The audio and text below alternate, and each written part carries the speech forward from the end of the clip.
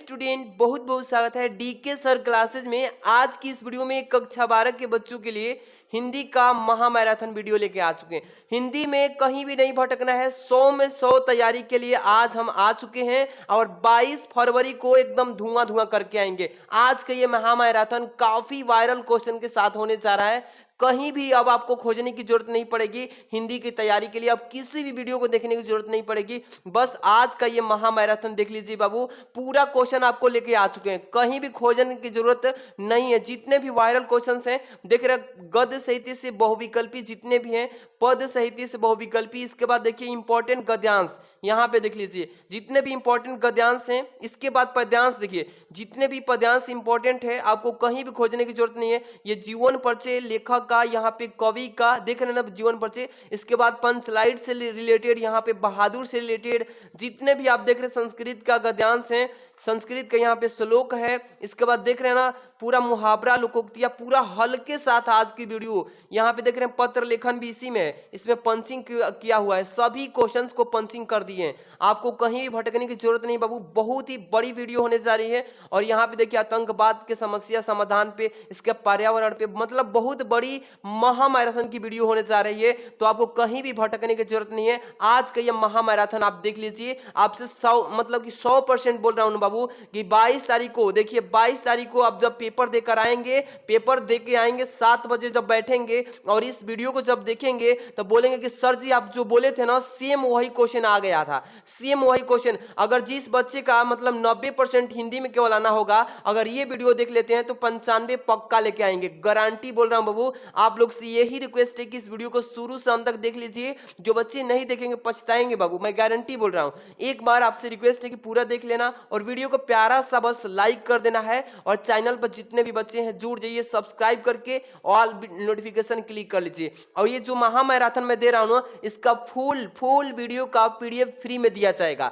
कहीं भी नहीं भटकना है, शुरू से अंत तक क्लास लीजिए, लाइव क्लास को शेयर कर दीजिए अपने दोस्तों में। चलिए बाबू सब लोग जुड़ जाइए फटाफट से और स्टार्ट किया जाए आज का ये महामैराथन।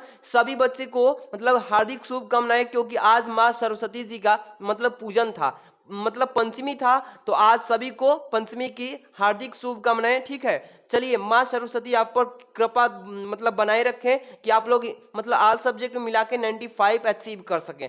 चलिए तैयार हो जाइए, बोरिया बिस्तर बांध लीजिए बाबू। चलिए कक्षा 12 के बच्चों के लिए गद्य साहित्य से महत्वपूर्ण बहुविकल्पी प्रश्न पहले धुआं धुआं उड़ाएंगे।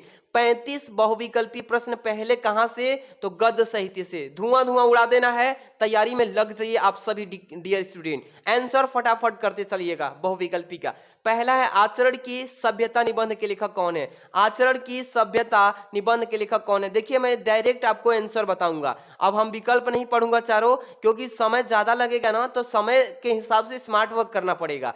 आचरण की सभ्यता निबंध के लेखक कौन है, चलिए जल्दी जल्दी बताइएगा। सरदार पूर्ण सिंह, जो भी बच्चों को तैयार किए हैं सरदार पूर्ण सिंह, उनका सही है। आगे क्वेश्चन अब बढ़ेंगे, हम देरी नहीं करेंगे, बहुत सटीक में चलना है, ठीक है ना। दूसरा प्रश्न देख रहे हैं बाबू, हिंदी नई चाल में ढली यह कथन किसका है। हिंदी नई चाल में ढली यह कथन किसका है, तो भारतेंदु हरिश्चंद्र जी के द्वारा दिया गया कथन है, ठीक है ना। इसके बाद अगला क्वेश्चन चलेंगे, अगला क्वेश्चन 3rd नंबर, उसने कहा था कहानी के लेखक कौन है। उसने कहा था कहानी के लेखक कौन है, फटाफट से। जो बच्चे बोल रहे हैं ना कि चंद्रधर शर्मा गुलेरी होगा, ये उन सभी का सत्य हो गया। ओके बाबू आगे प्रश्न चलते हैं। 4 नंबर देखिए, चिंतामणि निबंध संग्रह के लेखक कौन है। चिंतामणि निबंध संग्रह के लेखक कौन है, तो जो भी बच्चों को याद है कि रामचंद्र शुक्ल होगा, उन सभी प्यारे रसगुल्लों का आंसर सही है। समझ में आ रहा है ना। फास्ट रिवीजन पूरा 100 में 100 की गारंटी है, 100 में 100 लाएंगे, गारंटी है। देख लीजिएगा पेपर 22 तारीख को देके आएंगे उस दिन। देखिए 5 नंबर, कलम के सिपाही के रचनाकार कौन है, फटाफट से बोल दीजिएगा। कलम के सिपाही के रचनाकार कौन है, फटाफट से। अमृत राय, जो भी बच्चे बता रहे हैं सर अमृत राय होगा, सभी का सही। आगे बढ़ते हैं 6 नंबर पे, लिखा है कि निम्नलिखित में से हजारी प्रसाद द्विवेदी की रचना है।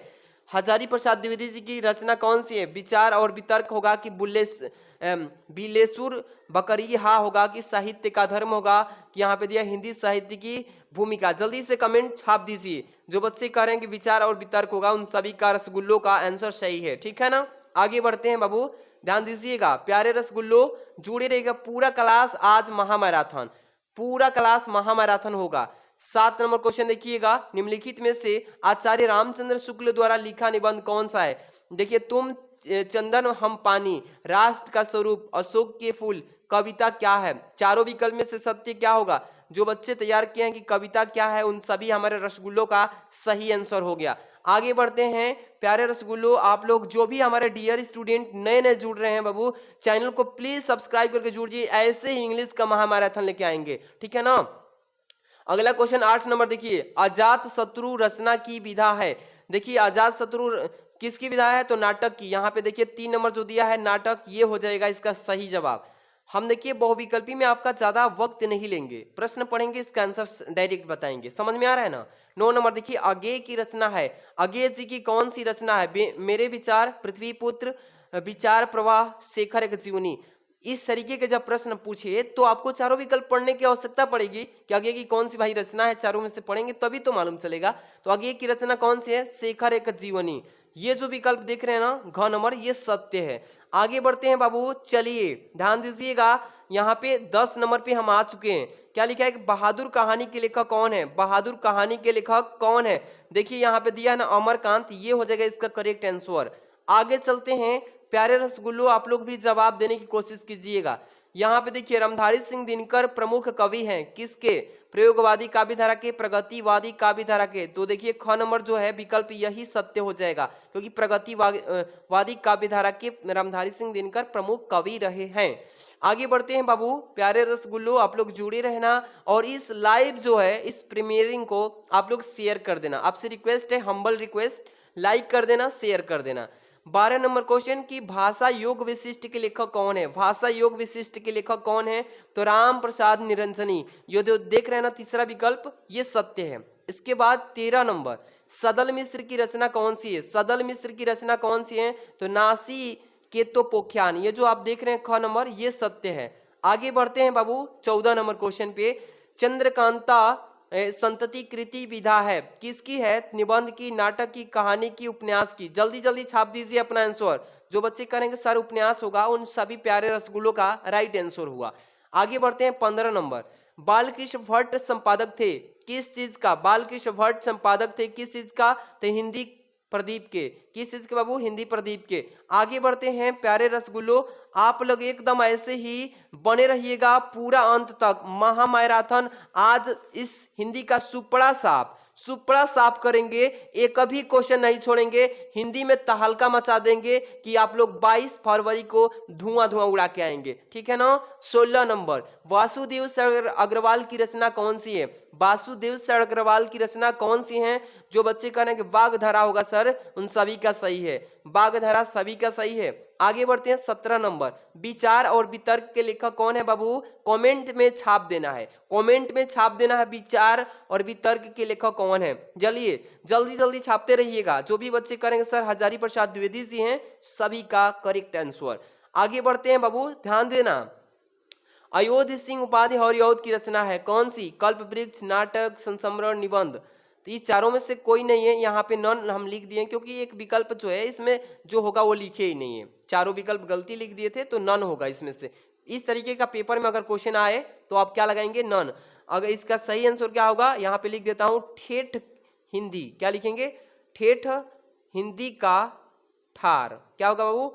ठेठ हिंदी का ठार, ये होगा अयोध्या सिंह उपाध्याय हरिऔध की रचना है, ठीक है, जो इस विकल्प में नहीं दिया था। अगला है प्रश्न, नीड का निर्माण फिर रचना की विधा है। नीड का निर्माण फिर रचना की विधा है कल्प वृक्ष, नाटक, संस्मरण, निबंध।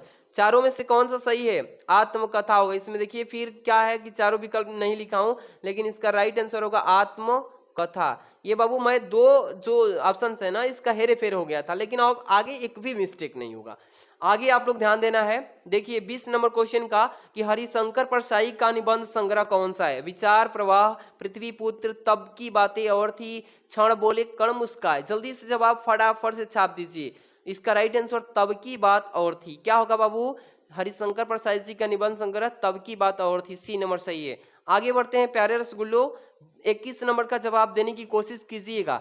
21 नंबर का जवाब देने की कोशिश करना है कि हिंदी की प्रथम पत्रिका उदंत मार्तंडी के संपादक कौन थे? कौन थे? फटाफट से बताइएगा, फटाफट से बताइएगा। युगल किशोर शुक्ल, चौथा जो विकल्प है युगल किशोर शुक्ल, ये हो जाएगा इस प्रश्न का सही आंसर।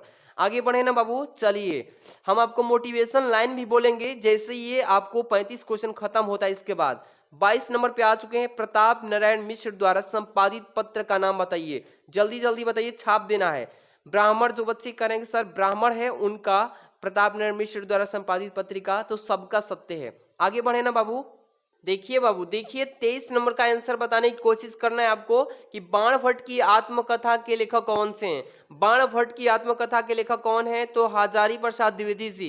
पहला ही ऑप्शन आपको सही दिख रहा है ना, यही हो जाएगा इसका करेक्ट आंसर। आगे बढ़ते हैं, यहाँ पे 24 नंबर का जवाब दीजिएगा। अशोक के फूल किस विधा की रचना है? अशोक के फूल किस विधा की रचना है?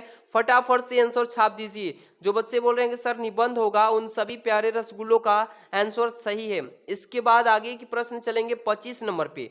भारत दुर्दशा नाटक के रचनाकार कौन है? भारत दुर्दशा नाटक के रचनाकार कौन है? फटाफट से छाप दीजिए। जो बच्चे बोल रहे हैं कि भारतेंदु हरिश्चंद्र होगा, बहुत ही बढ़िया सटीक ट्रिक लगाए हो। भारतेंदु हरिश्चंद्र जो है भारत दुर्दशा के नाटककार थे।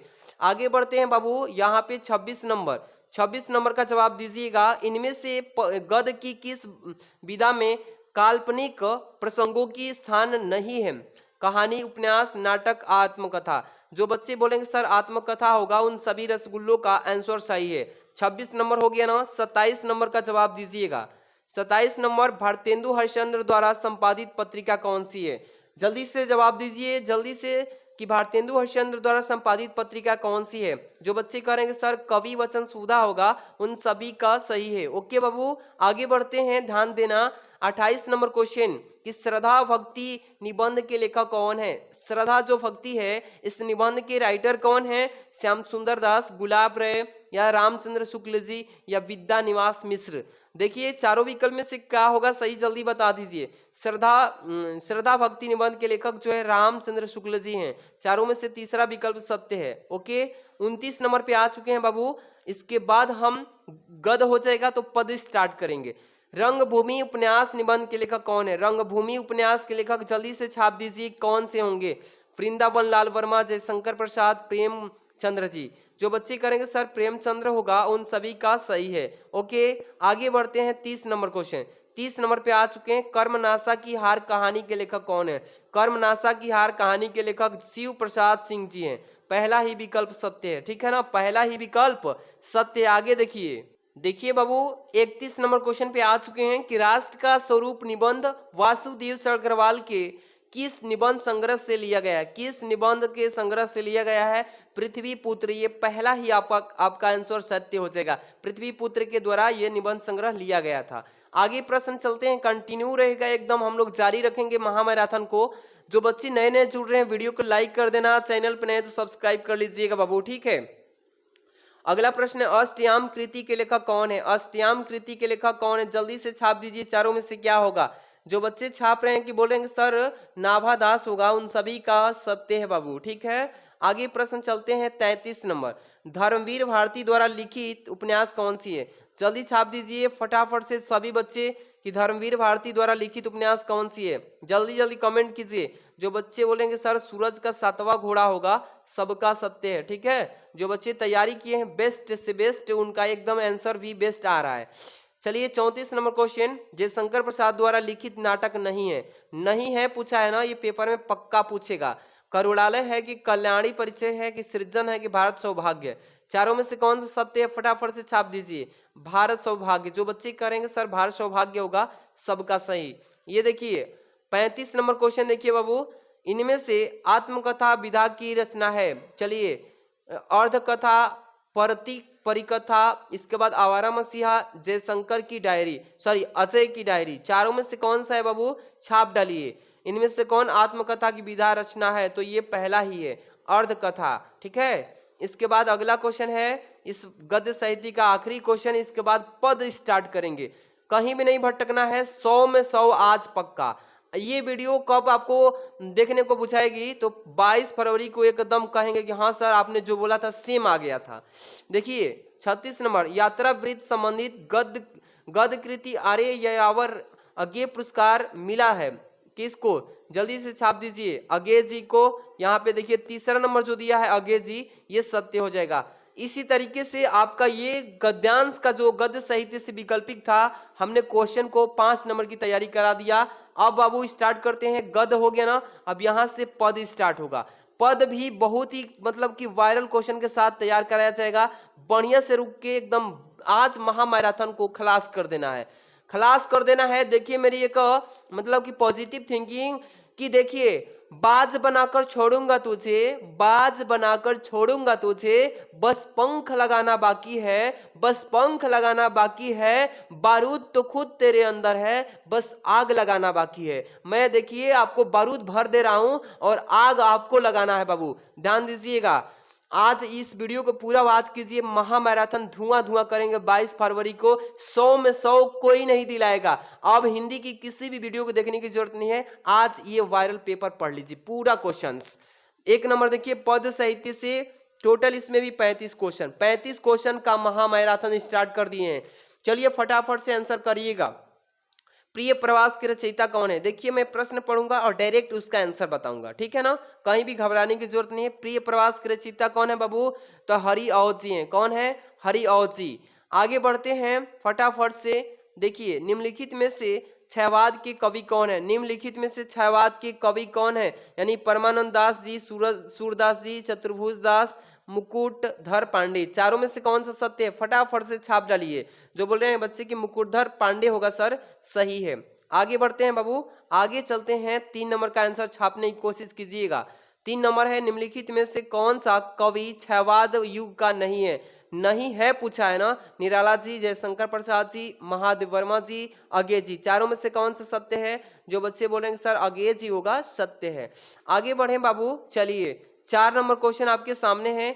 रश्मि रथी किस कोटि की रचना है, रश्मि रथी जो है किस कोटि की रचना है, छाप डालिए, छाप डालिए सभी बच्चे बताइए 4 नंबर का आंसर क्या होगा। निराला जी, जयशंकर प्रसाद जी, महादेव वर्मा जी, यहाँ पे अजय अज्ञे जी, नॉन, चारों में से कोई भी विकल्प सत्य नहीं है, इसका नॉन होगा, ठीक है ना, क्योंकि वो जो आंसर होगा इसमें लिखा ही नहीं गया है, इसलिए नॉन होगा, यानी कोई नहीं होगा। इसका सही जवाब क्या होगा, रश्मि रथी का खंड काव्य होगा। क्या होगा बाबू, खंड काव्य होगा, खंड काव्य होगा, ये याद रखना।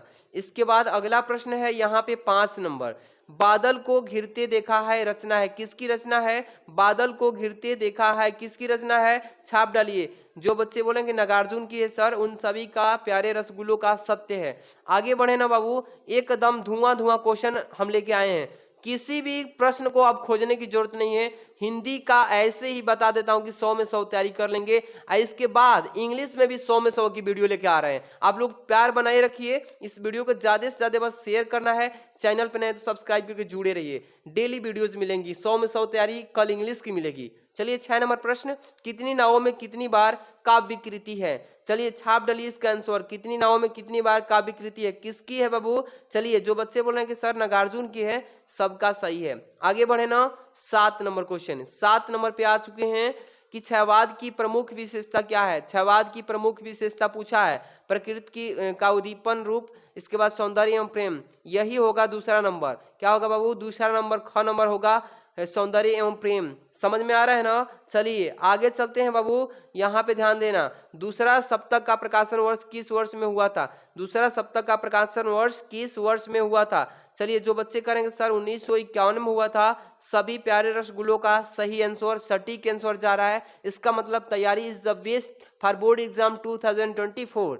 चलिए कांग्रेचुलेसन बाबू, सभी लोग धैर्य से एक एक क्वेश्चन को तैयार कर लेना है, समय बहुत कम है, इसलिए महामैराथन आज बस पढ़ लेना।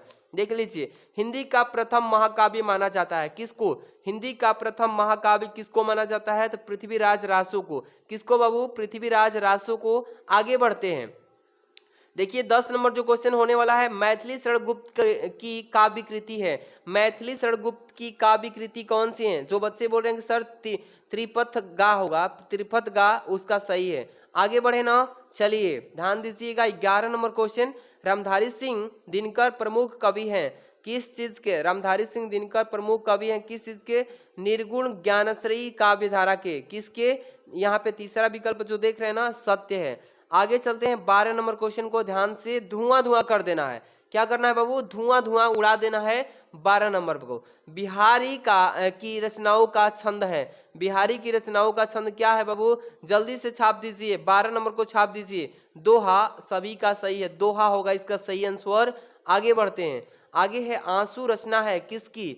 आंसू रचना है किसकी? छाप दीजिए जयशंकर प्रसाद जी की। बहुत सुंदर, बहुत अच्छा तैयारी है आप लोग की। आगे बढ़ते हैं बाबू, एक एक क्वेश्चन को सटीक आंसर दीजिएगा, सटीक आंसर दीजिएगा, एकदम धुआं धुआं उड़ा देंगे 22 फरवरी को, ठीक है ना। देखिए 14 नंबर क्वेश्चन है कि क्षयवाद स्थूल के प्रति सूक्ष्म का विद्रोह है। क्षयवाद स्थूल के प्रति सूक्ष्म का विद्रोह है, जल्दी से छाप दीजिए 14 नंबर क्वेश्चन का आंसर। जो बच्चे बोल रहे हैं सर डॉक्टर नगेंद्र होगा, उन सभी का सत्य है। आगे बढ़ते हैं 15 नंबर पे, दूसरा सप्तक का प्रकाशन वर्ष कब हुआ था? दूसरा सप्तक का प्रकाशन वर्ष कब हुआ था? छाप डालिए, छाप डालिए। जो बच्चे बोल रहे हैं सर 1951 में हुआ था, सबका सत्य है। आगे बढ़े 16 नंबर, मैथिली शरण गुप्त की रचना है। मैथिली शरण गुप्त की रचना है रस कलश सिरधराज कमायनी लहर। जल्दी से छाप दीजिए इसका आंसर। जो बच्चे बोल रहे हैं कि सिरधराज होगा सर, सबका सही है। आगे बढ़ते हैं बाबू, क्वेश्चन एक एक जो बता रहा हूं ना, वायरल वायरल क्वेश्चन हैं। 17 नंबर देखिए प्यारे स्टूडेंट, क्या है कि प्रगतिवादी के सशक्त कवि हैं। प्रगतिवादी के सशक्त कवि कौन हैं? तो नागार्जुन जी हैं। कौन है बाबू? ग नंबर जो ऑप्शन है नागार्जुन है, ठीक है ना। आगे बढ़ते हैं 18 नंबर क्वेश्चन पे कि मास्को अभी दूर है। मास्को अभी दूर है के रचयिता कौन है? मास्को अभी दूर है के रचयिता शिवमंगल सिंह सुमन है। शिवमंगल सिंह सुमन है, अच्छे से छाप लीजिएगा माइंड में, ठीक है ना, क्योंकि 22 फरवरी को इसको धुआं धुआं उठा देना है। 19 नंबर, अगे के संपादन में कुल कितने सप्तक प्रकाशित हुए? अगे के संपादन में कुल कितने सप्तक प्रकाशित हुए? छाप डालिए इसका आंसर 1 2 3 4, यानी कौन सा विकल्प सत्य है? जो बच्चे करेंगे सर 4 होगा, क्योंकि 4 कुल सप्तकों की संख्या थी जो अगे ने संपादित किया था। आगे बढ़ते हैं 20 नंबर क्वेश्चन, सुमित्रानंदन पंत को ज्ञानपीठ पुरस्कार मिला था किस चीज पर? सुमित्रानंदन पीठ को ज्ञानपीठ पुरस्कार मिला था किस चीज पे? लोकायतन पे, कला और बूढ़ा चांद पे, चिदम्बरा पे, ग्रामाया पे। तो चिदम्बरा। जो बच्चे करेंगे सर इसका ग नंबर होगा, उन सभी हमारे प्यारे रसगुल्लों का सही सटीक आंसर है, ठीक है। आगे बढ़ते हैं 21 नंबर, हिंदी साहित्य के आधुनिक काल की रचना है। हिंदी साहित्य के आधुनिक काल की कौन सी रचना है? तो चांद का मुख टेढ़ा। क्या है? घ नंबर, चांद का मुख टेढ़ा। आगे बढ़े ना बाबू, चलिए ध्यान दीजिएगा। आप लोगों के लिए मैं इतना मेहनत किया हूं ना, इतना मेहनत किया हूं, कम से कम 4-5 घंटे लग गए हैं पूरा लिखने में। मतलब मन पूरा भर गया था, एकदम बोरिंग महसूस हो रहा था, बट फिर भी सोचे कि बच्चों को मैं हेल्प दूंगा, बच्चों को कहीं हेल्प दूंगा तो उनको काफी अच्छा लगेगा और सोचेंगे कि सर डीके सर जी से हम लोग पढ़े थे, ताकि जो कि जितने भी क्वेश्चन फंसे हैं वहां से एकदम बेस्ट फंसे हैं। तो आप लोग से रिक्वेस्ट है कि वीडियो को लाइक शेयर करना, चैनल पे सब्सक्राइब करिए बाबू, ठीक है। चलिए 22 नंबर, हरिऔध का पूरा नाम बता दीजिए। हरिऔध जी का पूरा नाम छाप दीजिए। जो बच्चे बोल रहे हैं कि हरिऔध सिंह उपाध्याय, तो बहुत सुंदर है, घ नंबर। आगे बढ़े बाबू, चलिए 23 नंबर, क्षयवाद की मुख्य विशेषता क्या है? क्षयवाद की मुख्य विशेषता क्या है? चलिए छाप दीजिए। जो बच्चे कह रहे हैं ना सर, चलिए जल्दी जल्दी छापिए, जल्दी जल्दी, हाँ बहुत सुंदर। चलिए प्राकृतिक चित्रण, बहुत सुंदर, प्राकृतिक चित्रण होगा, प्रकृति चित्रण। आगे बढ़ते हैं 24 नंबर, छापिएगा। प्रकृति का सुकुमार कवि कहा जाता है। प्रकृति का सुकुमार कवि सुमित्रानंदन पंत को कहा जाता है। घ नंबर, सुमित्रानंदन पंत जो है प्रकृति की सुकुमार कवि कहलाता है, कहलाती है। चलिए यहाँ पे देखिए तार सप्तक के संपादक हैं। तार सप्तक के संपादक कौन है बाबू? अंग्रेज जी। बहुत सुंदर, क्या होगा? ख नंबर ऑप्शन, अंग्रेज जी तार सप्तक के संपादक थे। आगे बढ़ते हैं यहाँ पे 26 नंबर, गिरजा कुमार माथुर किस काल के कवि हैं? गिरजा कुमार माथुर किस काल के कवि हैं बाबू? छाप डालिए, छाप डालिए। जो बच्चे करें कि आधुनिक काल के सर, चौथा विकल्प सत्य है, उन सभी का करेक्ट आंसर है। आगे बढ़ते हैं प्यारे रसगुल्लो 27 नंबर, प्रगतिवादी काव्य के प्रमुख कवि कौन है? प्रगतिवादी काव्य के प्रमुख कवि कौन है? छाप डालिए, छाप डालिए इसका आंसर। आदिकाल, भक्ति काल, रीति काल, आधुनिक काल, नन। इसका मतलब इसमें से कोई नहीं होगा। इसमें से कोई नहीं होगा, इसका हो जाएगा केदारनाथ। क्या लिखेंगे? केदारनाथ अग्रवाल होगा। क्या होगा बाबू? केदारनाथ अग्रवाल, क्योंकि वही काव्य धारा के प्रमुख कवि हैं। ठीक है, आगे बढ़ते हैं। यहाँ पे देखिए, लहर काव्य कृति के रचनाकार कौन है? लहर काव्य कृति के रचनाकार कौन है? छाप डालिए, छाप डालना इसका। जो बच्चे बोल रहे हैं कि जयशंकर प्रसाद जी होगा सर, उन सभी का सत्य है। क्या होगा? जयशंकर प्रसाद जी। आगे बढ़े बाबू। देखिएगा, उर्मिला का विरह वर्णन सकेत के किस सर्ग में है? चलिए, उर्मिला का विरह वर्णन सकेत के किस सर्ग में है? छाप डालिए इसका आंसर, छाप डालिए 9वां सर्ग, बहुत सुंदर, घ नंबर। बहुत सुंदर तैयारी आपकी है, ऐसे ही जमकर के तैयारी कीजिए मेरे साथ। हिंदी की तो फुल तैयारी हो ही जाएगी, इंग्लिश की भी गर्दा उड़ा देंगे। 22 फरवरी पहले इंग्लिश को फड़फड़ा दीजिए, इसके बाद हम तो 29 को संभालेंगे ही इंग्लिश की। चलिए, परिवर्तन किस कवि की रचना है? छाप डालना है इसका आंसर, आपको छाप डालना है कि परिवर्तन किस कवि की रचना है। जल्दी जल्दी कमेंट छापिए बाबू, जल्दी जल्दी। चलिए, जो बच्चे बोल रहे हैं कि सर सुमित्रानंदन पंत होगा, उन सभी का प्यारे रसगुल्लों का आंसर सही है। आगे बढ़ते हैं प्यारे बाबू।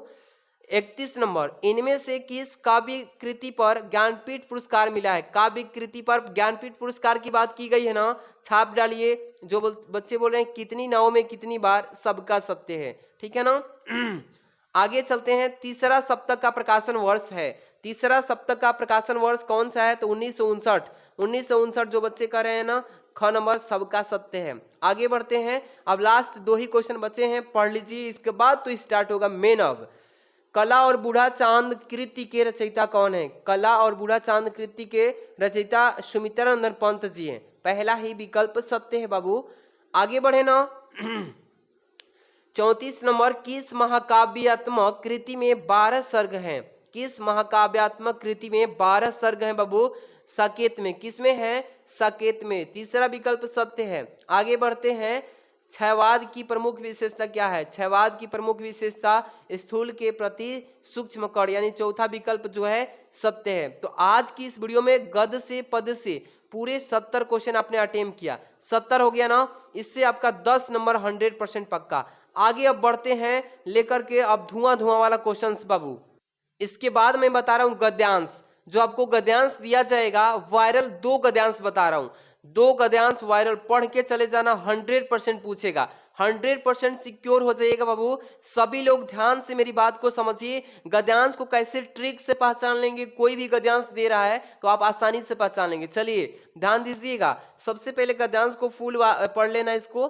देखिए, राष्ट्र का तीसरा अंग जन की संस्कृति है। मनुष्यों ने युगों युगों में जिस सभ्यता का निर्माण किया है वही उसके जीवन की श्वास प्रवास है। बिना संस्कृत के जन की कल्पना कामबद्ध मात्र है। संस्कृत ही जन का मस्तिष्क है। संस्कृत के विकास और अभ्युदय के द्वारा ही राष्ट्र की वृद्धि संभव है। ठीक है बाबू। अब इसके बाद राष्ट्र के समग्र रूप में भूमि और जन के साथ साथ जन की संस्कृति की महत्वपूर्ण स्थान है। इसके बाद यदि भूमि और जन अपनी संस्कृति से विसरित कर दी जाए तो राष्ट्र का लोप जो है, यहाँ पे थोड़ा सा और है एक लाइन तो इसको डॉट कर दिया हूं, लोप जो है प्रकाश की संज्ञा संस्कृत है।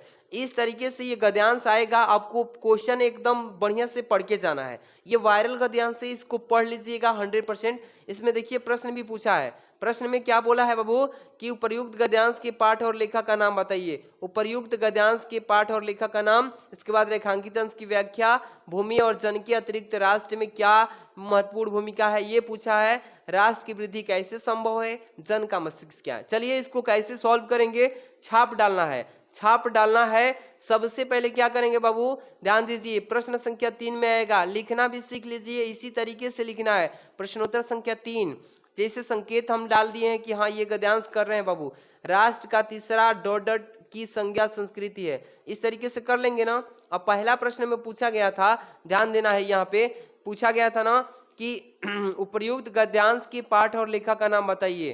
तो यहाँ पे पाठ का नाम पहला नंबर में लिखेंगे, पाठ का नाम राष्ट्र का स्वरूप है। दूसरा पूछा है कि लेखक का नाम बताइए, तो डॉक्टर वासुदेव अग्रवाल जी इस पाठ को लिखे हैं। कर लेंगे ना अच्छे से, इसी तरीके से फॉर्मेट में लिखना है।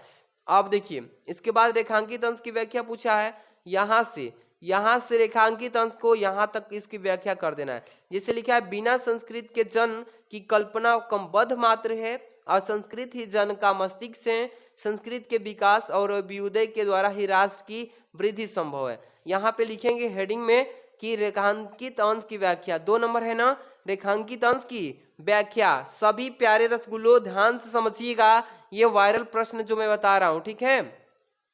बिना संस्कृत के जन की कल्पना क्रमबद्ध मात्र है, तो इसको लिखेंगे कि वास्तव में संस्कृत मनुष्य का मस्तिष्क है और मनुष्य के जीवन में मस्तिष्क सर्वाधिक महत्वपूर्ण अंग है, ठीक है ना। इतना कर लेंगे। इसके बाद लिखेंगे कि संस्कृत, यहां से कर रहे हैं ना, हाँ, संस्कृत ही जन का मस्तिष्क है, ये तो हो गया। अब संस्कृत के विकास और अभ्युदय के द्वारा ही राष्ट्र की वृद्धि संभव है, तो यहाँ से कि मनुष्य शरीर का संचालन और नियंत्रण उसी से होता है जिस प्रकार से मस्तिष्क से रहित धड़ को व्यक्ति नहीं कहा जा सकता है, उसी तरीके से अर्थात मस्तिष्क के बिना मनुष्य की कल्पना नहीं की जा सकती है। समझ में आ गया ना। उसी प्रकार संस्कृत के बिना भी मानव जीवन का कल्पना नहीं किया जा सकता है। इसलिए संस्कृत के विकास और उसकी उन्नति में ही किसी भी राष्ट्र की विकास, उन्नति और समृद्धि निहित है। तो मतलब आप इस पूरे जो लाइन अंडरलाइन किया है यहाँ तक का इसका भाव आपको अच्छे से लिख लेना है, ठीक है बाबू। आगे बढ़े ना, प्रश्न में क्या बोला है, 3rd नंबर, भूमि और जन के अतिरिक्त राष्ट्र में और क्या महत्वपूर्ण है। यानी भूमि मतलब लोग और भूमि मतलब पृथ्वी जहाँ पे निवास करते हैं हम लोग, और जन मतलब लोग। इन दोनों के सिवाय और भी राष्ट्र में क्या महत्वपूर्ण अंग है बताइए। तो यहाँ पे लिखेंगे 3 नंबर प्रश्न का आंसर। ध्यान देना प्यारे रसगुल्लो, लिखेंगे कि राष्ट्र के समग्र रूप में भूमि और जन के साथ साथ जन की संस्कृति का महत्वपूर्ण स्थान है। समझ में आ गया ना, संस्कृत का भी महत्वपूर्ण स्थान है। आगे बढ़े 4 नंबर क्वेश्चन पे, देखिए राष्ट्र की वृद्धि कैसे संभव है। राष्ट्र की वृद्धि कैसे संभव है, छाप डालना है इसका आंसर इस तरीके से, संस्कृत के विकास और अभ्युदय के द्वारा ही राष्ट्र की वृद्धि संभव है। क्या लिखेंगे कि संस्कृत के विकास और अभ्युदय के द्वारा ही राष्ट्र की वृद्धि संभव है। ये जो गद्यांश आप पढ़ रहे हैं वायरल गद्यांश पढ़ रहे हैं, ठीक है बाबू। 5 नंबर देखिए, जन का मस्तिष्क क्या है। जन का मस्तिष्क क्या है, तो यहाँ पे लिखेंगे जन का मस्तिष्क संस्कृत है। क्या लिखेंगे, जन का मस्तिष्क संस्कृत है। ये वायरल गद्यांश पूरे अच्छे से पढ़ के जाना। अब एक और गद्यांश बता रहा हूं, एकदम धुआं उठा देना है 22 फरवरी को। चलिए ये देखिए मैं लिख दिया हूं 22 फरवरी को 2022 में, एकदम पक्का 10 नंबर यहां से उठ जाएगा। चलिए बाबू, अब ये अगला गद्यांश महत्वपूर्ण होने जा रहा है। पढ़ेंगे कि साहित्य, कला, नृत्य, गीत, आमोद प्रमोद अनेक रूपों में राष्ट्रीय जन अपने अपने मानसिक भाव को प्रकट करते हैं। आत्मा का जो विश्वव्यापी आनंद भाव है वह इन विविध रूपों में साकार होता है।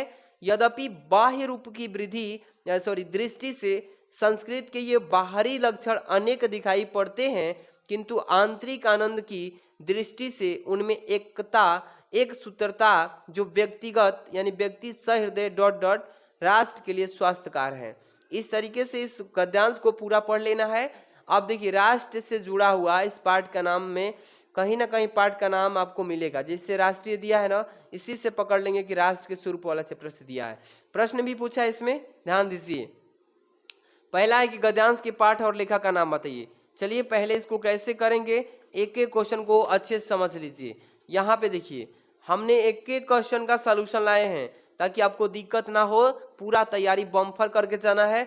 22 तारीख को धुआं करना है। तो साहित्य, कला के लिए स्वास्थ्यकारी, ये आपका संकेत इस तरीके से कर लेंगे, ठीक है। पहला प्रश्न पूछा है ना, पाठ का नाम तो राष्ट्र का स्वरूप हो जाएगा, लेखक का नाम डॉक्टर वासुदेव अग्रवाल हो जाएगा इसमें भी। अब इसमें दूसरा प्रश्न पूछा है कि रेखांकित अंश की व्याख्या कीजिए। सर रेखांकित अंश की व्याख्या करना है ना, तो यहाँ से लेकर के और यहाँ तक की कर देना है। तो साहित्य, कला, नृत्य, गीत, आमोद प्रमोद अनेक रूपों में राष्ट्रीय जन अपने अपने मस्तिष्क भाव को प्रकट करते हैं। चलिए इसको कैसे करेंगे बाबू, ध्यान दीजिएगा। लिखेंगे कि लेखक का कहना है कि एक ही राष्ट्र में अनेकों संस्कृतियां फलती फूलती है। इन संस्कृतियों के अनुयायी नाना प्रकार के आमोद प्रमोद में अपने हृदय के उल्लास को प्रकट किया करते हैं, ठीक है ना। आगे देखिए, आत्मा का जो विश्वव्यापी आनंद भाव है वह इन विविध रूपों में साकार होता है, ठीक है। तो यहाँ पे लिखेंगे कि अपने हृदय, यहाँ पे चलिए प्रकट किया करते हैं। यहाँ से ना साहित्य, कला, नृत्य, गीत इत्यादि संस्कृत के विविध अंग हैं। इनका प्रस्तुतिकरण उस आनंद की भावना को व्यक्त करने के लिए किया जाता है, ठीक है ना, किया जाता है। यद्यपि बाह्य रूप में दृष्टि से संस्कृति के ये बाहरी लक्षण अनेकों दिखाई पड़ते हैं, ये तो हो गया, किंतु आंतरिक आनंद की दृष्टि से उसमें एक सूत्रता है यहाँ तक। तो लिखेंगे यहाँ पे कि जो संपूर्ण विश्व की आत्माओं में क्या है, विद्यमान है, निहित है। इतना लिख लेंगे बाबू। आगे के प्रश्न को शुरू करते हैं। 3 नंबर, सहृदय के आनंद पक्ष को कौन स्वीकार करता है? सहृदय के। तो यहाँ पे तीसरा नंबर प्रश्न लिखेंगे कि सहृदय व्यक्ति ही प्रत्येक संस्कृत के आनंद पक्ष को क्या करता है, स्वीकार करता है। इस तरीके से लिख लेंगे बाबू। 4 नंबर देखिए प्यारे रसगुल्लो, जो भी बच्चे अभी नए नए जुड़े हैं सब्सक्राइब करके जुड़ जाइएगा, बढ़िया से लाइक कर देना बाबू। प्रस्तुत पंक्ति में लेखक के राष्ट्र के किस स्वरूप पर प्रकाश डाला है? प्रस्तुत पंक्ति में लेखक के राष्ट्र के किस स्वरूप पर प्रकाश डाला है? तो 4 नंबर का यहाँ पे ध्यान दीजिए। 4 नंबर, प्रस्तुत पंक्ति में लेखक ने विविध संस्कृत वाले राष्ट्र की एक सूत्रता और उसके एकीकृत स्वरूप पर प्रकाश डाला है। समझ में आ गया ना? इसी फॉर्मेट में इसी तरीके से लिखेंगे। आगे है 5 नंबर, मानसिक एवं स्वास्थ्यकार शब्दों के अर्थ लिखिए। मानसिक का मतलब क्या होगा, स्वास्थ्यकार का मतलब क्या होगा, दोनों का अर्थ लिखिए। चलिए ध्यान दीजिएगा। मानसिक का अर्थ ऐसे लिखेंगे 5वां नंबर, मन से उत्पन्न, और स्वास्थ्यकर का मतलब लिखेंगे तंदुरुस्ती प्रदान करने वाला। समझ में आ गया ना? ये आपका वायरल जो था गद्यांश था, इसको मैंने बता दिया। बढ़िया से एकदम छाप के जाना है बाबू, बढ़िया से एकदम छाप के जाना है। अब अगला है पद्यांश। क्या है बाबू? पद्यांश लेके आ चुके हैं, कहीं भी भटकने की जरूरत नहीं है। देखिए बाबू, ये जो आप देख रहे हैं ना, यहाँ से महत्वपूर्ण जो पद्यांश है, एक यहाँ पे पद्यांश पढ़ लेना, इसके बाद ये वाला, दोनों को सॉल्यूशन। इसके बाद तो बहुत ही खतरनाक क्वेश्चन आगे आने वाला है, एकदम 100 में 100 की तैयारी होगी बाबू। एकदम आंखों में नींद बहुत है, आंखों में नींद बहुत है, पर सोना नहीं, और यही समय है बस 2-4 दिन का बाबू, इस समय को खोना नहीं। आज का महामैराथन पढ़ लीजिए, धुआं धुआं करके आएंगे, ठीक है ना। चलिए, ये पद्यांश जो है सेलेक्ट किया गया है, बहुत ही मोस्ट इंपॉर्टेंट, कि लज्जा शिलापथिक महिला जो कहीं दृष्टि आए होने देना विकृति, वसना तो न तू सुंदरी को। इसके बाद जो थोड़ी भी श्रमिक वह गोद ले श्रांति खोना। इसके बाद क्या है, होठों की औ कमल मुख की मलनताएं मिटाना। कोई कलांतक कृषक ललना खेत में जो दिखावे, धीरे धीरे परस उसकी क्लांतियों को मिटाना। जाता कोई जलद यदि हो व्योम में तो उसे ला, छाया द्वारा जलद करना तप्त भूतंगा को। जैसे इस पद्यांश को आपने पढ़ा बाबू, इसमें भी प्रश्न पूछेगा, 5 प्रश्न रहेंगे, इसका भी आंसर हम बताएंगे। एकदम ये वायरल आपको मोस्ट इंपॉर्टेंट बता रहे हैं क्वेश्चंस। पहला इसमें कि प्रयुक्त पद्यांश के शीर्षक और कवि का नाम बताइए। इसके बाद रेखांकित अंश की व्याख्या बता दीजिए। राधा पवन दूतिका से राह में पथिकों के साथ कौन सा व्यवहार करने के लिए कहती है। चलिए यहाँ पे ध्यान दीजिएगा बाबू, यहाँ पे इसका हम एक एक क्वेश्चन का यहाँ पे बारीकी से आंसर लेके आ चुके हैं, कहीं भटकने की जरूरत नहीं है। देख लीजिए यहाँ पे सबसे पहले बाबू ध्यान दीजिएगा मेरी बात को। प्रश्नोत्तर संख्या 4 में ऐसे बोर्ड एग्जाम में लिख के आना है, ठीक है। इसके बाद लिखेंगे संकेत इसका कि लज्जा शिलापथिक महिला डॉट डॉट करके भूतंगा को लिख लेंगे ना, ऐसे एकदम धुआं धुआं कर देना है। पहला प्रश्न में पूछा है ना कि पाठ का नाम बताइए, तो पवन दूतिका। क्या लिखोगे बाबू, सब लोग बताओ कमेंट में क्या लिखोगे, पवन दूतिका लिखोगे, बहुत सुंदर। कवि का नाम बताइए, अयोध्या सिंह उपाध्याय हरिओद, ठीक है ना, इस पाठ के राइटर। आगे बढ़ते हैं, इस प्रश्न में क्या बोला है, दूसरा नंबर की रेखांकित अंश की व्याख्या बताइए सर। रेखांकित अंश की व्याख्या क्या होगी, तो यहाँ पे जो दिया है, यहाँ से लज्जा शिलापथिक महिला जो कहीं दृष्टि आए, यहाँ से लेके यहाँ तक, तो यहाँ तक है ना मिटाना तक। तो पहले एक लाइन कर समझ लीजिए कि लज्जा शिलापथिक महिला जो कहीं दृष्टि आए, तो लिखेंगे यहाँ पे रेखांकित अंश की व्याख्या में पहले कि हे पवन, यदि तुझे मार्ग में कोई लाजवंती स्त्री दिखाई पड़े तो होने देना विकृति, वसना तो तू सुंदरी को। तो यहाँ पे बताएंगे कि हे पवन, यदि तुझे मार्ग में कोई लाजवंती स्त्री दिखाई पड़े तो इतने वेग से न बहना कि उसके वस्त्र उड़कर अस्त व्यस्त हो जाए और उसका शरीर उघड़ जाए, ठीक है ना। जो थोड़ी भी श्रमिक वह गोद ले श्रांति खोना, होठों की और कमल मुख की मलनताएं मिटाना, ठीक है ना, उघड़ जाए। इसके बाद यदि वह थोड़ी सी भी थकी दिखाई दे तो उसे गोद में लेकर उसकी थकान मिटा देना, जिससे कि थकान के कारण उसके सूखे होठ और मुरझाया हुआ कमल सदृश मुख प्रफुल्लित हो उठे। इस तरीके से आप लिख लेंगे, ठीक है ना। बोर्ड एग्जाम में पूरा आएगा तो पूरा लिख लेना। यहाँ तक धीरे धीरे परस उसकी क्लांतियों को मिटाना, यहाँ तक कर लेना धीरे धीरे, और उनकी जो है दर्द को, पीड़ा को क्या कर देना, धीरे धीरे करके मिटा देना, चारों ओर से रोक करके, ठीक है। इस तरीके से लिख लीजिएगा। तीसरा नंबर प्रश्न देखिए बाबू, राधा पवन द्युतिका से राह में पथिकों के साथ कैसा व्यवहार करने के लिए कहती है। तो लिखेंगे यहाँ पे कि राधा पवन द्युतिका से राह में पथिकों के साथ, राह में किसके साथ, पथिकों के साथ परोपकार की भावना का व्यवहार करने के लिए कहती है। समझ में आ गया ना, परोपकार की भावना का क्या करती है, व्यवहार करने के लिए कहती है। इसके बाद 4 नंबर, कृषक ललना शब्द में कौन सा समास है। तो यहाँ पे लिखेंगे 4 नंबर, कृषक ललना शब्द में तत्पुरुष समास है। कौन सा है बाबू, तत्पुरुष समास, ठीक है। इसके बाद 5वां है, कृषक ललना और भूतंगना शब्दों में अर्थ बताइए। तो यहाँ पे 5वां लिखेंगे, कृषक ललना का मतलब होता है किसान स्त्री, किसान स्त्री जो ग्रामीण में क्षेत्रों में होती है। भूतांगना का मतलब स्त्री होता है। ये दोनों का अर्थ इस तरीके से लिख देना है। समझ में आ गया, आगे बढ़े। चलिए अगला जो है पद्यांश यहाँ पे धुआं धुआं करने वाले हैं, ये देख लीजिए। अगला है आपका मोस्ट इंपॉर्टेंट पद्यांश, पढ़ेंगे इसको भी। कि कौन हो तुम वसंत के दूत, विरस पतझड़ में अति सुकुमार, घनती मीर में चपला की रेख, तपन में शीतल मंद बयार, लगा कहने आगंतुक व्यक्ति, मिटाना उत्कंठा सविशेष, दे रहा हो कोकिल सा सानंद, सुमन को ज्यो मधुमेह संदेश। जैसे इस मतलब पद्यांश को आपने पढ़ा, आपको क्या पूछा गया है इसमें कि पाठ का शीर्षक, कवि का नाम बताइए, रेखांकित अंश की व्याख्या कीजिए, आगंतुक व्यक्ति से किसकी ओर संकेत किया गया है। चलिए इसका भी आंसर आपको धुआं धुआं की तरफ हम बता देते हैं। चलिए कहीं भी नहीं भटकना है, आज के बाद से समझिए ना कि अब हिंदी की क्लास भी नहीं करना है। जब भी हिंदी की कमजोरी आए तो इस क्लास को एक बार खोल लीजिए, इस क्लास को खोल के इस वीडियो को सेव करके रखिए आप, मतलब कि अपने व्हाट्सएप में लिंक को शेयर कर लेना ताकि वहां से बार बार खोल के पढ़ सके। संकेत देखिए इसका डालेंगे, कौन हो डॉट डॉट के मधुमय संदेश, यहाँ तक मधुमय संदेश, शुरू में 2-3 वर्ड लिखिए, बीच में डॉट डॉट करके मधुमय संदेश लिख लीजिए, हो जाएगा ना। पहला प्रश्न है पद्यांश के शीर्षक और कवि का नाम। तो यहाँ पे लिखेंगे पहला प्रश्न में शीर्षक क्या होगा, श्रद्धा मनुष्य, ये लिया गया है किससे, श्रद्धा मनुष्य। कवि का नाम क्या होगा, जयशंकर प्रसाद जी, हो गया आपका 2 नंबर यहाँ पे। अगला प्रश्न पूछा इसमें कि रेखांकित अंश की व्याख्या कीजिए। तो घनती मीर में चपला की रेख, तपन में शीतल मंद बयार, 2 लाइन की बस यहाँ पे व्याख्या करना है।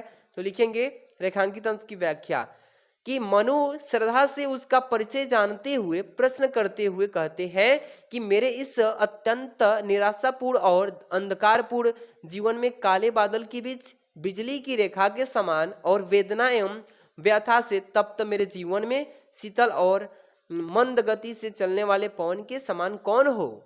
बस इतना ही आपको लिख देना है। समझ में आ गया, 2 लाइन से अधिक नहीं लिखना है।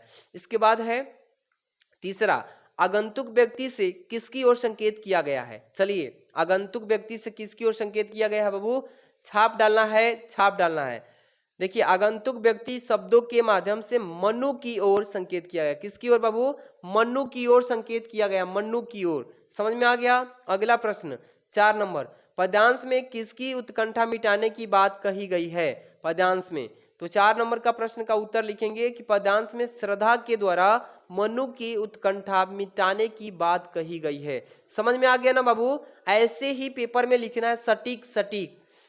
5 नंबर प्रश्न, पद्यांश में किन पात्रों के बीच संवाद हो रहा है, किन लोगों के बीच संवाद हो रहा है, झगड़ा हो रहा है। तो पद्यांश में मनु और श्रद्धा के बीच संवाद हो रहा है। इस तरीके से लिख लेंगे ना, एकदम धुआं धुआं कर देंगे 22 तारीख को, बोल रहे हैं ना 22 तारीख को एकदम आग लगा देंगे पेपर में, फड़फड़ा के आएंगे एकदम, बोल रहे हैं ना।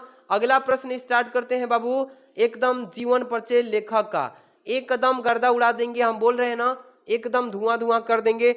एक छोटा सा आपसे रिक्वेस्ट है कि जो भी हमारे प्यारे रसगुल्ले अभी नए नए जुड़े हैं चैनल पे, नए नए जुड़े हैं ना, आप लोग चैनल को सब्सक्राइब करके जुड़ जाइए, लाइक कर देना, आपसे यही रिक्वेस्ट है। इतना मेहनत के साथ मैं आपको तैयारी करा रहा हूँ। लिखने में तो आप जानते हैं ना कि सर कितना मेहनत लगता है, आप लोग को तो मालूम होगा, पहले स्टडी करते हैं लिखते हैं कितना मेहनत लगता है। आप लोगों के लिए मैं इतना मेहनत किया हूँ, समझिए। लिख करके वीडियो शूट करना, आप लोग को सामने लेकर आना, अच्छे से समझाना। आप लोग छोटा सा कार्य कीजिए, वीडियो को लाइक कर देना, बस चैनल पे नए सब्सक्राइब करके जुड़े रहिए अगली वीडियो के लिए, और शेयर कर देना अपने दोस्तों में, कमेंट में भी बताइएगा बाबू।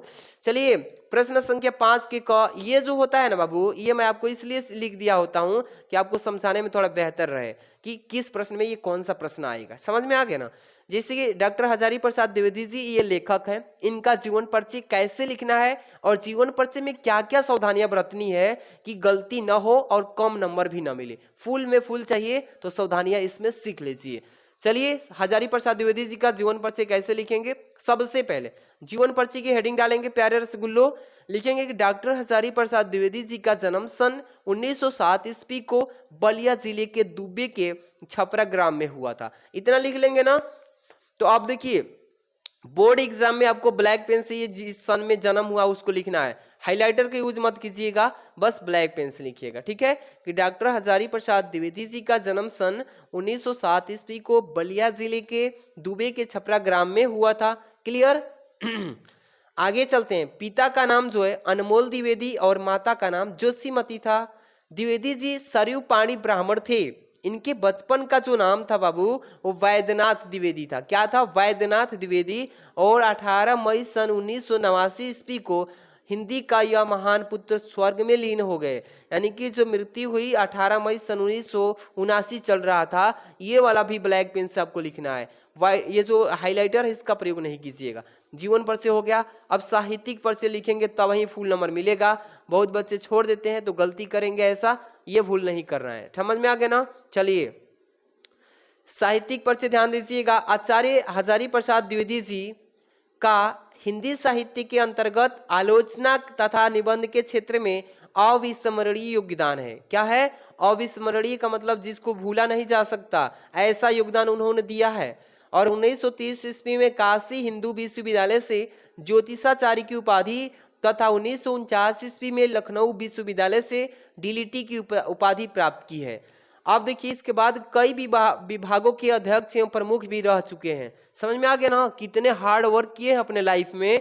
इनका जीवन परिचय आप आसानी से तैयार करके जाएंगे और लिख के आएंगे। आगे अभी और इनका लिखना है बाबू, कृतिया लिखनी इनकी। क्या लिखना है? कृतिया, जो कि आलोचनात्मक कृतियां जो भी हैं उतना लिख देंगे। ज्यादा नहीं लिखना चाहते हैं तो 4-5 लिख सकते हैं। जैसे कि पहला लिखेंगे सूर्य साहित्य। क्या लिखेंगे बाबू? सूर्य साहित्य लिख लीजिएगा।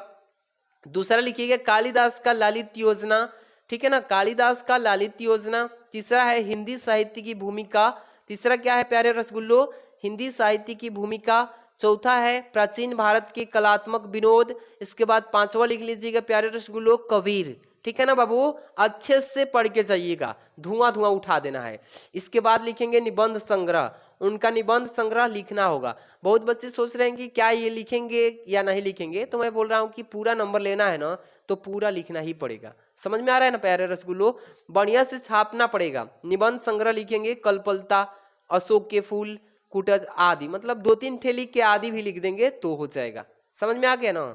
आगे बढ़ेंगे। इसमें उपन्यास भी जो भी है उनका उपन्यास हेडिंग डाल के लिख लीजिएगा। क्या लिखेंगे कि बाण भट्ट की आत्मकथा है, अनामा दास का पोथा है, पुनर्नवा है, इसके बाद चारूचंद लेख है। ये पूरा लिख दीजिएगा छाप छाप के, एकदम 5 नंबर मिल गया।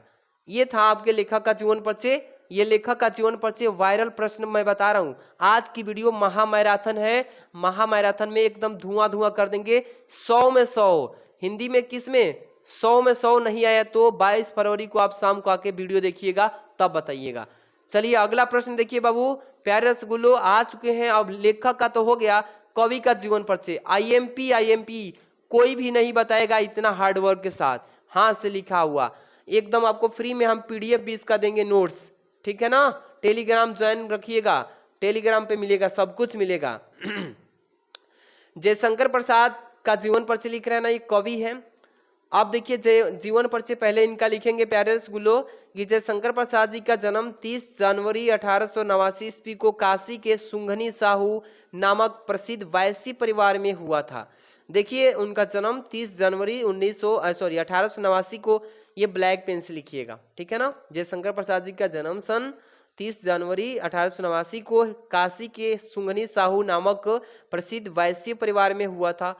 छोटी अवस्था में ही उनके पिता और बड़े भाई का देहांत हो जाने के कारण इनका शिक्षा का क्रम जो था ये धीरे धीरे जल्दी से टूट गया और गृह के व्यापार को संभालते हुए भी इन्होंने स्वाध्याय पर विशेष ध्यान रखा, मतलब अपने घर पे ही स्वयं पढ़ाई किया। इसके बाद घर पर ही इन्होंने हिंदी, अंग्रेजी, संस्कृत, उर्दू, फारसी का गहन अध्ययन किया। समझ में आ गया ना, बहुत मेहनत किए हैं इन्होंने अपने जीवन में। आप लोग भी मेहनत कीजिए, आप लोग का भी नाम होगा। अब देखिए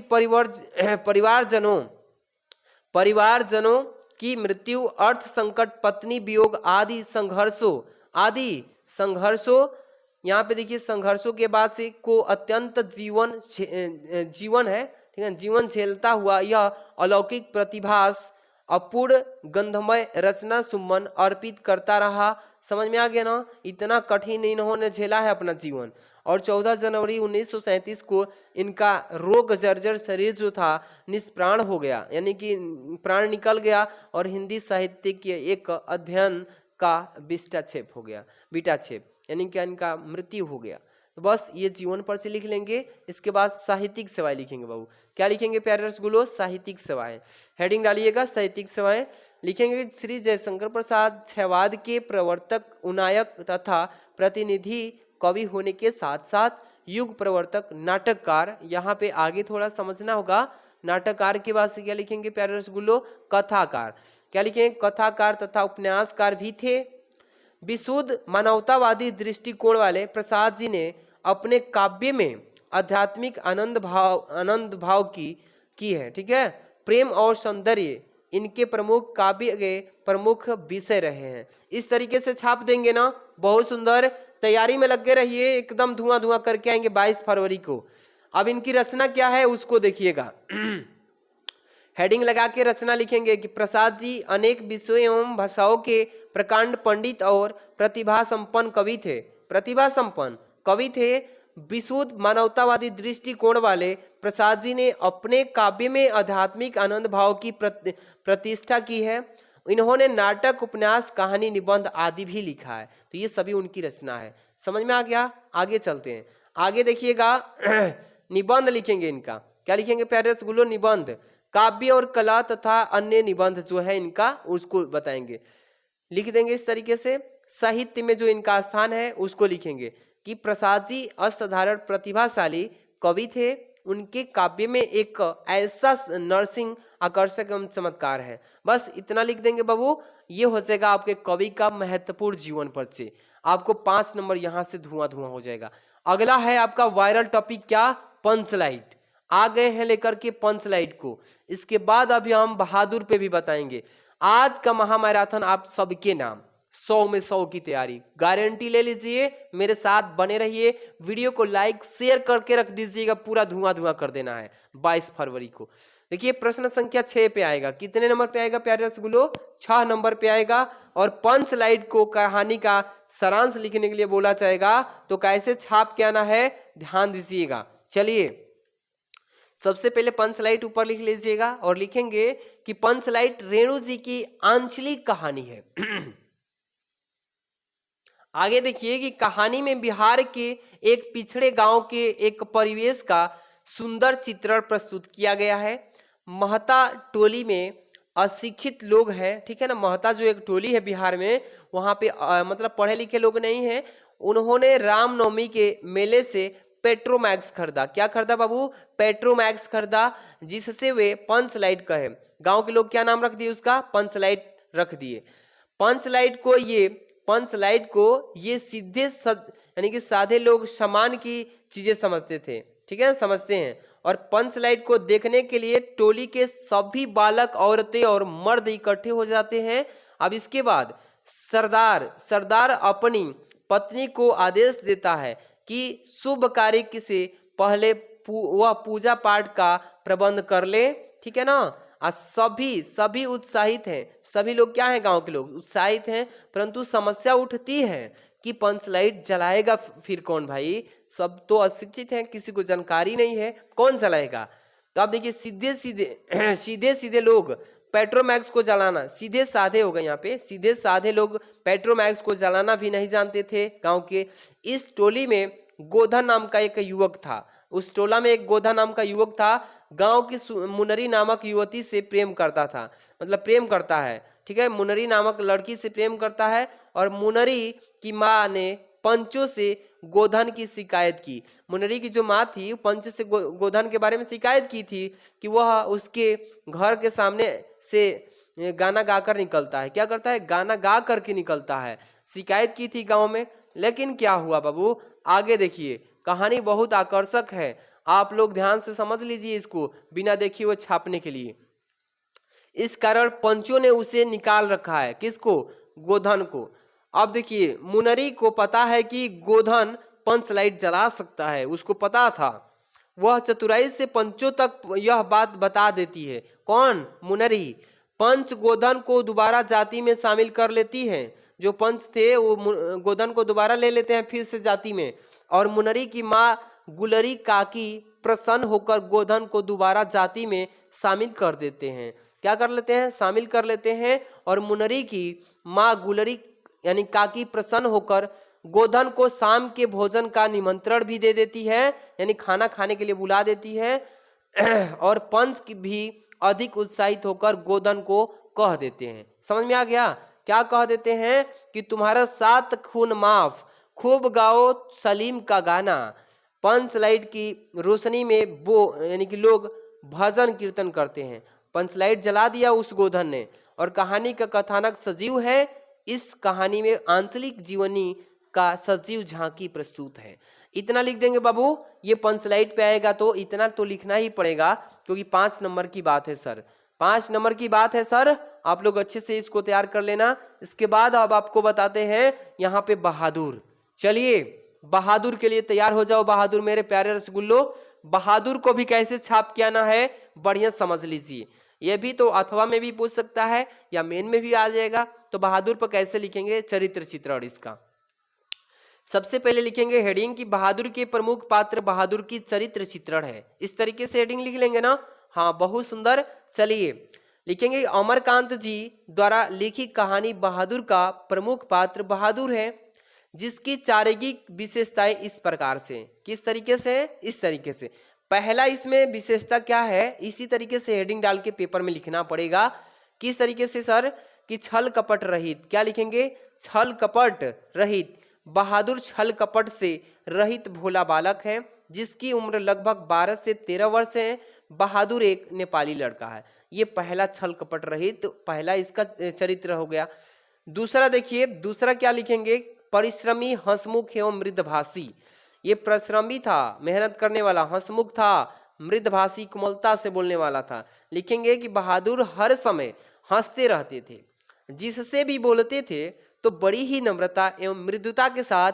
वह अत्यधिक परिश्रमी है, पूरे घर के सदस्यों का काम अथक करता है। समझ में आ गया ना। अब तीसरा नंबर क्या लिखेंगे, चरित्र तीसरा हो जाएगा कि सहनशील, ईमानदार एवं सच्चे हृदय वाला है, ठीक है ना। बहादुर सत्य हृदय है, वह ईमानदार होने के साथ साथ सच्चे मन वाला बालक है। किशोर उससे बार बार, किशोर उससे क्या करता है, बार बार बदसलूकी करता है। इधर देखिए बार बार क्या करता है, बदसलूकी करता है, यानी कि उसको चिढ़ाता है, बदसलूकी करता है, परंतु वह थोड़ी ही देर में भूल जाता है। क्या करता है, वो जो ऐसा बालक है कोमल हृदय का कि भूल जाता है। लेकिन जब उसे बाप की गाली देता है, जब भी कोई उसको बाप की गाली दे देगा तो उस बहादुर का स्वाभिमान जाग जाता है, यानी पूरा गुस्सा में आ जाता है। इस तरीके का होना चाहिए व्यवहार। अच्छे समझ में आ रहा है ना। चलिए बाबू आप लोग भी, जो भी बच्चे नए नए जुड़ रहे हैं ध्यान दीजिएगा, लाइक शेयर करते रहिएगा। 4 नंबर देखिए, इसका गुण है मातृ पिता भक्त, ये माता पिता का सच्चा भक्त था। समझ में आ गया कि बालक बहादुर अपने माता पिता के प्रति भक्ति भावना रखता है, अपने कमाए पैसे माँ को ही देना चाहता है। और क्या करता है, इस प्रकार हम देखते हैं कि बहादुर एक व्यवहार कुशल, स्नेही एवं ईमानदार बालक है, उसका चरित्र पाठक को अपनी ओर आकर्षित कर लेता है। बस इतना लिख देंगे, ज्यादा नहीं लिखना है। तो आपका क्या हो जाएगा, ये बहादुर का चरित्र चित्रण कंप्लीट हो जाएगा। समझ में आ गया ना प्यारे रसगुल्लो। आगे हम लेकर चलते हैं आपको धुआंधार बैटिंग करने के लिए। यहाँ पे आप देखिए, एक बात मैं बता दूं कि आप लोग किस जिले से हैं, किस जिला से हैं, प्लीज आप लोग जिला कमेंट कर लीजिए, क्योंकि 7 नंबर जो प्रश्न आएगा ना वो जिला वाइज जाता है, जिला वाइज जाता है, ताकि मुझे भी पता चले कि आप किस जिले से हैं। उस जिले के हिसाब से प्रश्न अलग आएगा। 7 नंबर खंड काव्य वाला जो आएगा, खंड काव्य वाला जो आएगा ना, खंड काव्य, आप लोग बता दीजिए कि हाँ सर मैं इस जिले से हूँ, कमेंट कीजिएगा अपना जिला 7 नंबर में फटाफट से। इसके बाद हम स्टार्ट करते हैं यहाँ से महत्वपूर्ण संस्कृत का गद्यांश, वेरी वेरी मोस्ट इंपॉर्टेंट। महामैराथन में आप सभी का वेलकम है डियर स्टूडेंट। सभी लोग लाइक शेयर कर दीजिएगा। आप लोग के लिए इतना हार्ड वर्क किया जा रहा है ना कि आप लोग को यहाँ पे पीडीएफ भी टेलीग्राम पे सेंड करेंगे। डोंट वरी बाबू, सही सटीक तैयारी में लगे हैं, 100 में 100 की तैयारी आप लोग यहाँ से करेंगे। महत्वपूर्ण संस्कृत का गद्यांश पे आ गए हैं, ठीक है। चलिए, संस्कृत में गद्यांश दिया रहेगा और बोलेगा कि इसका संदर्भ लिखिए, इसको हिंदी में अनुवाद कीजिए। कैसे करेंगे, सबसे पहले संस्कृत का गद्यांश पढ़ेंगे। यथैव प्रकरणता जीवन तथैव ते जीवनम स्यात् अमृतत्वस्तु नशास्ति वितेन इत्तिसा मात्रै उवाच येनः नमृतास्याम किमं तेन कुर्याम, यहाँ पे कुर्याम यदेव भगवान केवलम अमृतत्व साधनम ज्योना, यहाँ पे देखिए जानाति तदेव में ब्रूहि या गौलक्य उवाच प्रियनः सती त्वप्रियम भाससे एहि उपविश व्याख्यास्यामिति अमृत साधनम। इस तरीके से ये संस्कृत का ये गद्यांश था बाबू। इसका संदर्भ लिखेंगे, इसके बाद इसका हिंदी में अनुवाद करेंगे, ठीक है। चलिए यहाँ पे देखिए, अब यहाँ पे आ चुके हैं, ध्यान देना है आप सभी को कि इसको कैसे करेंगे, हल करने का बेस्ट तरीका क्या होने वाला है। देखिए सबसे पहले इसका संकेत डाल देंगे, यथा पकड़नता डॉट डॉट करके लास्ट वाला आपको लिख देना है, जैसे कि यहाँ पे दिया गया है। ये शुरू में लिख दिए, लास्ट वाला लिख दिए, बीच में डॉट डॉट करके। एग्जामिनर जांचेगा तो समझ जाएगा। इसका आप पहले संदर्भ लिखेंगे कि प्रस्तुत गद्यांश हमारी पाठ्य पुस्तक के संस्कृत भाग में संकलित आत्मज्ञ एवं सर्वज्ञ नामक पाठ से लिया गया है। समझ में आ गया ना, समझ में आ गया कि नहीं आ गया, बहुत सुंदर। इसके बाद इसका अनुवाद करेंगे। इसका अनुवाद क्या करेंगे कि बोला है इसमें कि यथैव पकड़नता जीवन तथैव ते जीवन स्यात्। इसका मतलब हुआ बाबू यहाँ पे कि जैसा साधन संपन्नों यानी कि धनिकों का जीवन होता है वैसा ही तुम्हारा भी जीवन होगा, ठीक है ना। इसके बाद अमृतत्व तु नशास्ति वितेन इति, हाँ ठीक है। सा मात्रै वाच येन ठीक है, यहनम नमृता श्याम किमं तेन कुर्याम। यहाँ पे चलिए, यहाँ से देखिए बाबू, धन से अमरता की आशा नहीं है, वैसे जैसे सभी धनवान लोग को अध्यात्म की ओर ध्यान ही नहीं है, वैसे ही तुम भी हो, वैसे ही तुम भी हो। तब उस मैत्रेयी ने कहा, क्या बोला कि यदेव भगवान केवलम अमृतत्व साधनम जानन्ति तदेव में ब्रूहि यज्ञवल्क्य उवाच। यहाँ से यज्ञवल्क्य ने कहा कि प्रियम न सती तम प्रियम भासते एहि उपविश व्याख्यास्यामिति अमृतत्व साधनम। इसका पूरा यहाँ से व्याख्या समझ लीजिए कि जिससे मैं भगवान यानी कि जिससे मैं अमर न हो सकूं, यानी उसे लेकर क्या करूंगी। भगवान आप जो केवल अमरता की प्राप्ति का साधन जानते हो वही मुझे बता दीजिए कि क्या होगा। तो यज्ञवल्क्य बोले कि तू पहले भी मेरी प्रिय रही है, इस समय भी मेरी प्रिय यानी अमरता प्राप्त के साधन की व्याख्या करूंगा। इतना ही लिख देना है, ज्यादा कुछ नहीं लिखना है। समझ में आ गया ना प्यारे स्टूडेंट। ये इंपॉर्टेंट गद्यांश था संस्कृत का, 7 नंबर का यहाँ से आएगा, छाप लीजिएगा एकदम में। अब आ गए हैं इंपॉर्टेंट श्लोक पे। इंपॉर्टेंट श्लोक पे लेके आ चुके हैं आप सभी को। ध्यान देने की बात है कि श्लोक कैसे तैयार करके जाना है, ध्यान दीजिएगा। ये भी 7 ही नंबर का आता है।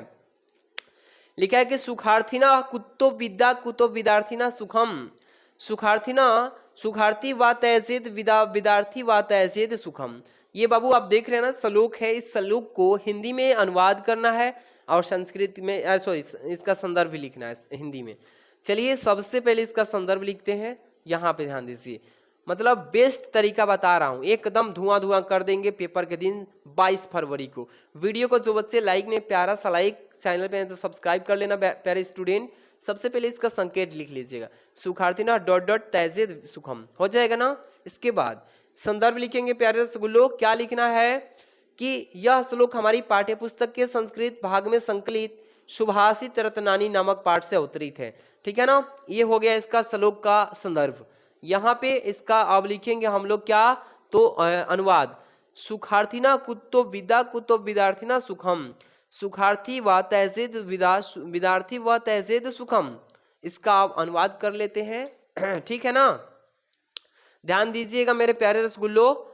अनुवाद लिखेंगे कि सुख चाहने वाले को विद्या कहाँ, सुख जो चाहता है उसको विद्या नहीं मिलेगी, और जो विद्या चाहने वाला है बाबू उसको सुख भी कहाँ से मिलेगा, क्योंकि वो दिन रात पढ़ाई में लगे रहेगा तो सुख प्राप्ति नहीं होगा।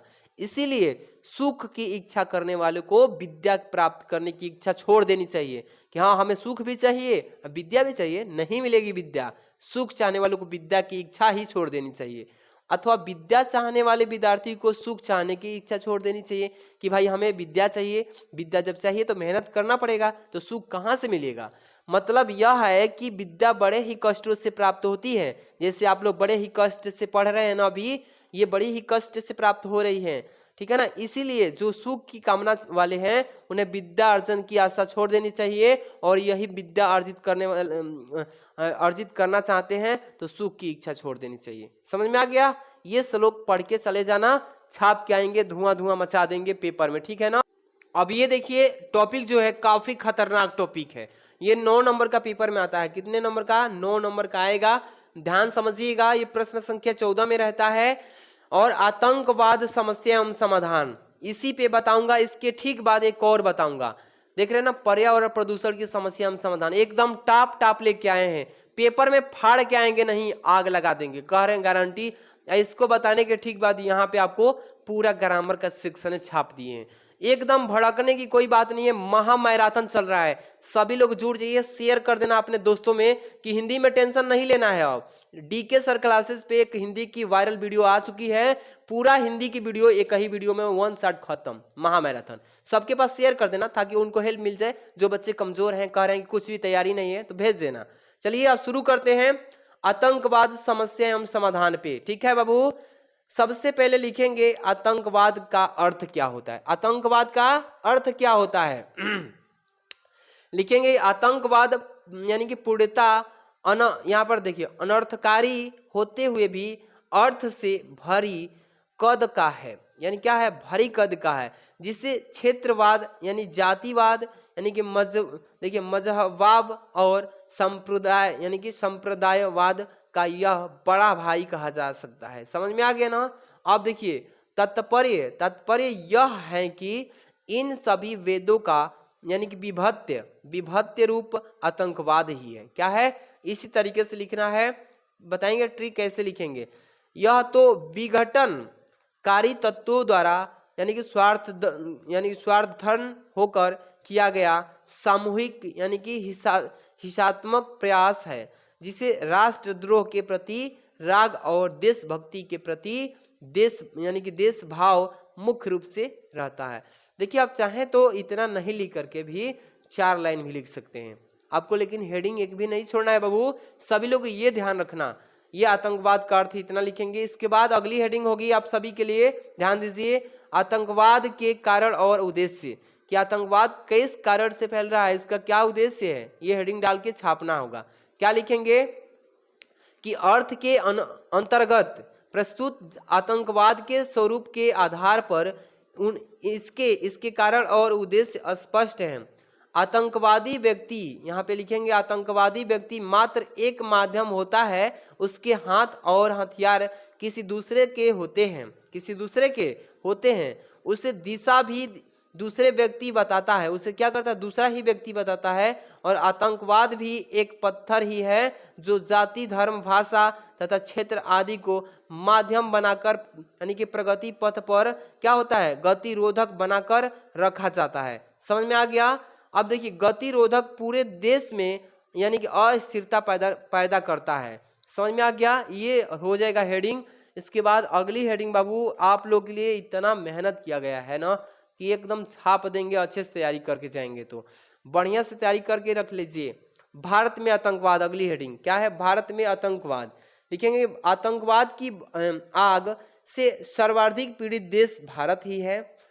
यानी कि हालत यहाँ तक आ पहुंची है कि 13 दिसंबर 2001 को हमारी सांसद पर भी हमला हुआ है। समझ में आ गया ना?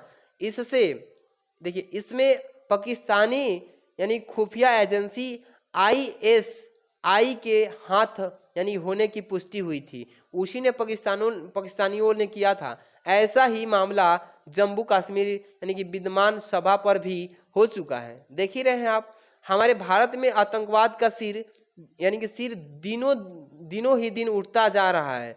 दिनों दिन क्या हो रहा है? उठता जा रहा है। आतंकवाद की लगी आग में वर्षों से जल रहे पंजाब की पीड़ा अभी शांत भी नहीं हुई थी कि भारत का एक कोना कश्मीर कराह उठा और कहने लगा कि मुझ पर भी मेरे अपनों के ही खंजर यानी कि भोंके जा रहे हैं। देख लीजिए कितना गहरा आतंक है भारत में। ये पाकिस्तानियों अदर देश कर रहा है सब।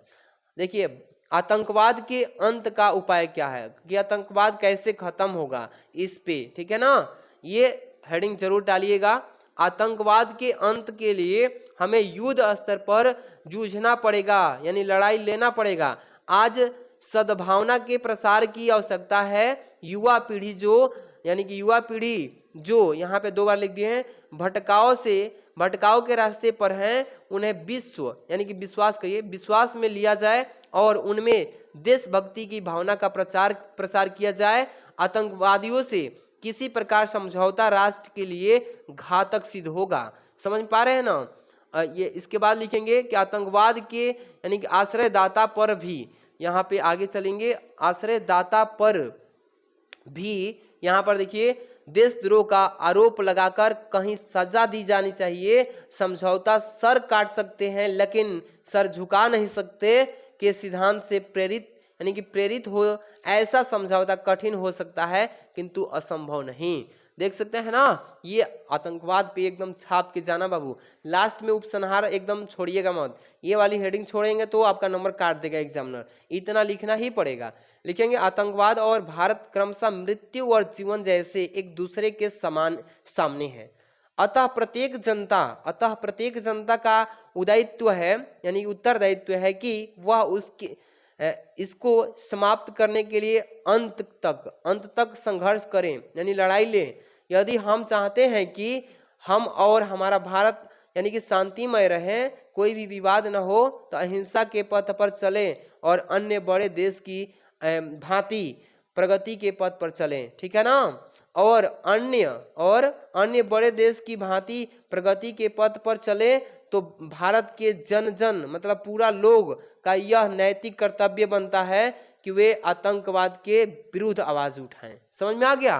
पूरे देशवासियों को मिलके जो आतंक फैला रहा है उसको हमें चोट देना है, हमला करना है, जैसे करेगा वैसा कर देना उसको। समझ में आ गया? ये आतंकवाद वाला बढ़िया से छाप लेना। इसके बाद एक और मैं बता देता हूं प्यारे रसगुल्लो, इसके बाद अभी ग्रामर सेक्शन धुआं करेंगे। महामैराथन है ना, तो महामैराथन में आपको पूरी तैयारी हो जाएगी, हिंदी 100 में 100। चलिए, महत्वपूर्ण निबंध लेखन क्या है बाबू? महत्वपूर्ण निबंध लेखन में आ चुके हैं। क्या है? पर्यावरण प्रदूषण की समस्या और समाधान। बहुत बच्चे इसको तैयार कर भी लिए होंगे और तैयार कर लीजिए, क्योंकि पर्यावरण प्रदूषण की समस्या समाधान पे आएगा ही आएगा। बहुत बार ये क्वेश्चन रिपीट कर चुका है, इस बार चांस है इसका आने का। सबसे पहले प्रदूषण का अर्थ लिखेंगे। क्या लिखेंगे प्यारे रसगुल्लो? प्रदूषण का अर्थ। इससे पहले प्यारे रसगुल्लो जितने भी जुड़ रहे हो ना, प्यारा सा लाइक कर देना बाबू। चैनल पे सब्सक्राइब करके जुड़ जाइए। पीडीएफ टेलीग्राम पे मिलेगा, टेलीग्राम सर्च कर लेना DK सर क्लासेस, फटाफट से वहां जुड़ जाना। चलिए, प्रदूषण का अर्थ लिखेंगे कि स्वच्छ वातावरण में ही जीवन का विकास संभव है। जहां स्वच्छ होगा, साफ सफाई होगा, वहीं पे जीना संभव है। अब लिखेंगे आगे कि जब वातावरण में कुछ हानिकारक तत्व आ जाते हैं तो क्या होता है? तो वातावरण को दूषित कर देते हैं। क्या कर देते हैं? दूषित कर देते हैं। यह गंदा वातावरण, या क्या लिखेंगे, यह गंदा वातावरण जीवधारियों के लिए अनेक प्रकार से हानिकारक होता है। इस प्रकार वातावरण के दूषित हो जाने को ही प्रदूषण कहते हैं। समझ में आ गया? अब जनसंख्या की असाधारण वृद्धि और औद्योगिक प्रगति ने प्रदूषण की समस्या को जन्म दिया है। इतना ही लिख देंगे, आपका प्रदूषण का अर्थ हो जाएगा। समझ में आ गया? इसके बाद लिखेंगे प्रदूषण के प्रकार। क्या लिखेंगे बाबू? प्रदूषण कितने प्रकार का होता है, कैसे फैलता है, लिखेंगे। प्रदूषण निम्न प्रकार के होता है। इसी तरीके से पेपर में भी छापना पड़ेगा आपको। पहला वायु प्रदूषण, दूसरा जल प्रदूषण, तीसरा ध्वनि प्रदूषण, चौथा रासायनिक प्रदूषण। लिख लेंगे ना ऐसे। चलिए अब क्या करना है, एक एक टॉपिक को हेडिंग बना के इसके बारे में थोड़ा थोड़ा लिख देना है। चलिए ध्यान दीजिएगा। वायु प्रदूषण, देखिएगा बाबू कि वायुमंडल में विभिन्न प्रकार की गैसें एक विशेष अनुपात में उपस्थित रहती है। समझ में आ रहा है? वायुमंडल जो है हमारे चारों तरफ से घिरा हुआ है वायुमंडल में हम लोग, इसमें विभिन्न प्रकार की गैसें एक विशेष अनुपात में मिश्रित हुई है, जो कि उपस्थित है। जीवधारी अपनी क्रियाओं द्वारा ऑक्सीजन और CO2 कार्बन डाइऑक्साइड छोड़ते रहते हैं। समझ में आ गया ना?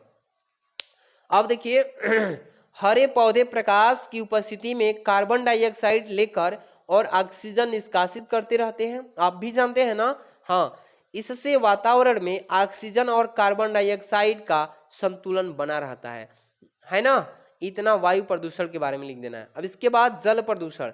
क्या लिखेंगे? जल प्रदूषण लिखेंगे बाबू। सभी जीवधारियों के लिए जल अत्यंत महत्वपूर्ण है और आवश्यक भी है ना? पौधे भी अपना भोजन जल के माध्यम से ही प्राप्त करते हैं। सभी लोग जानते हो, वह अपना भोजन जल में घुलनशील रहने वाले से प्राप्त करता है, नहीं घुलनशील से प्राप्त करता है। आगे देखिए, आगे क्या है कि जल में अनेक प्रकार के खनिज तत्व, कार्बनिक, अकार्बनिक पदार्थ तथा गैसें घुली रहती है। यदि जल में यह पदार्थ आवश्यक से अधिक मात्रा में हो जाते हैं, बस लिख देना है इतना। इसके बाद है ध्वनि प्रदूषण। क्या लिखेंगे बाबू? ध्वनि प्रदूषण लिखना पड़ेगा, सभी हेडिंग लिखेंगे कि ध्वनि प्रदूषण आज की एक नई समस्या है। इसे वैज्ञानिक प्रगति, यहाँ पे लिखेंगे, इसे वैज्ञानिक प्रगति ने पैदा किया है। मोटर, कार, ट्रैक्टर, जेट विमान, कारखानों के सायरन, मशीनें तथा लाउड स्पीकर आदि ध्वनि के क्या है, संतुलन को बिगाड़ कर ध्वनि प्रदूषित कर दिया है। और अत्यधिक ध्वनि प्रदूषण से मानसिक विकृति तक हो सकती है। ये है इससे हानियां ध्वनि से। समझ में आ गया? रासायनिक प्रदूषण क्या होता है, इसको भी लिखना पड़ेगा।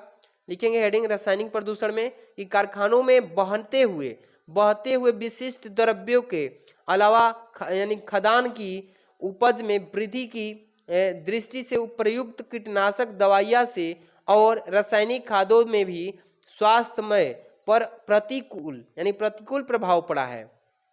इसके बाद ये पदार्थ पानी के साथ बहकर नदियों, तालाबों और अंततः समुद्र में भी पहुंच जाते हैं। देख रहे हैं ना, ये रासायनिक प्रदूषण फैलता है इस तरीके से। इसके बाद है बाबू प्रदूषण के कारण। क्या है प्रदूषण के कारण? कि पर्यावरण प्रदूषण का सबसे बड़ा कारण विश्व की समस्या है। क्या है? विश्व की समस्या है। आप देखिए विश्व की यहाँ पे देखिए, पर्यावरण प्रदूषण का सबसे बड़ा कारण विश्व की जनसंख्या में तेजी से होने वाली वृद्धि है। मतलब तेजी से हमारे देश में बढ़ रहा है, विश्व में बढ़ रहा है जनसंख्या, बहुत भारत में भी तेजी से बढ़ रहा है। और विश्व जनसंख्या आज क्या है, आज सुरक्षा यानी सुरसा की भांति अपना मुंह फैलाती जा रही है कि किसी के बच्चे 5 हैं, किसी के 7 हैं, किसी के 10 हैं। यही है जनसंख्या वृद्धि का कारण। इस तरीके से जनसंख्या में जिस तेजी से के साथ विस्तार होता जा रहा है, उतनी ही तेजी से आदमी की सुविधाओं में ह्रास होता जा रहा है। नहीं कि सुविधा धीरे धीरे कम होता जा रहा है, जगह जमीन, खान पान, हर एक मतलब समस्या उत्पन्न होती जा रही है। रहने के लिए भारी कमी आ रही है। समझ में आ गया? इसके बाद अगला हेडिंग आप लोग ध्यान दीजिएगा, ये है प्रदूषण की रोकथाम के उपाय। कैसे प्रदूषण से रोका जाए, कैसे इससे बचा जाए, हेडिंग लगाइएगा प्रदूषण की रोकथाम के उपाय। पर्यावरण को दूषित करने वाली परिस्थितियां आज मानव के समक्ष चुनौती बनकर खड़ी है।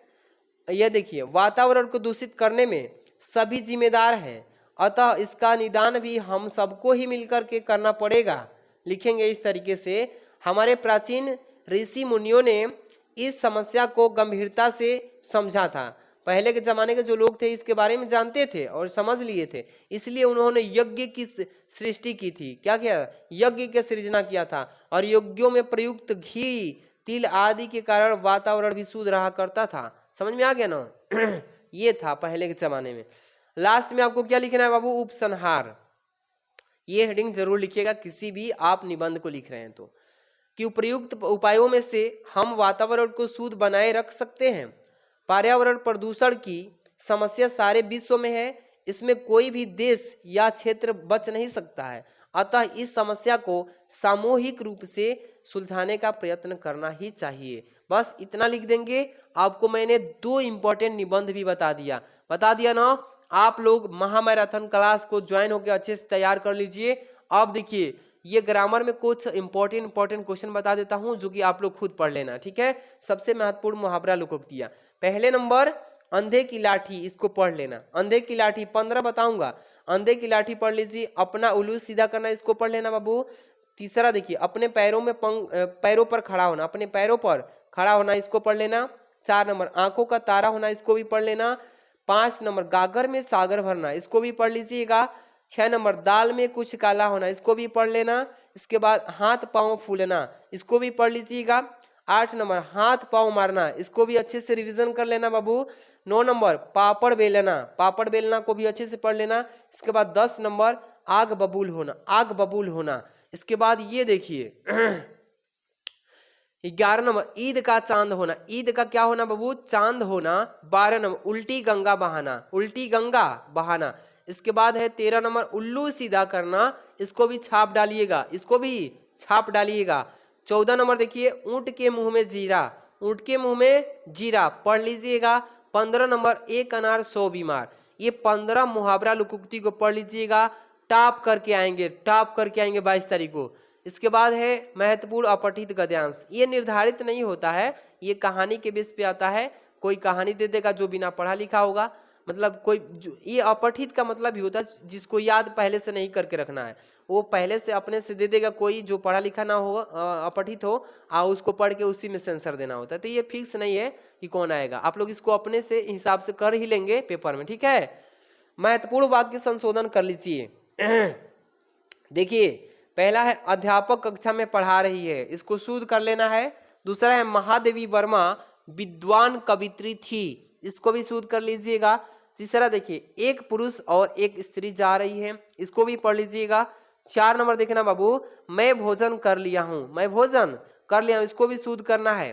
5 नंबर देखिए लक्ष्मीबाई वीर महिला थी, इसको भी रट्टा मार लेना।